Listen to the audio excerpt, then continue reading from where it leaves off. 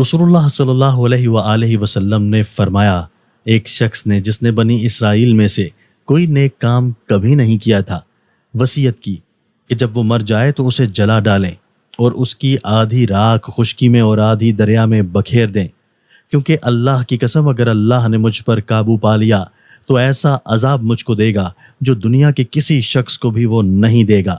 پھر اللہ نے سمندر کو حکم دیا اور اس نے تمام راکھ جمع کر دی جو اس کے اندر تھی۔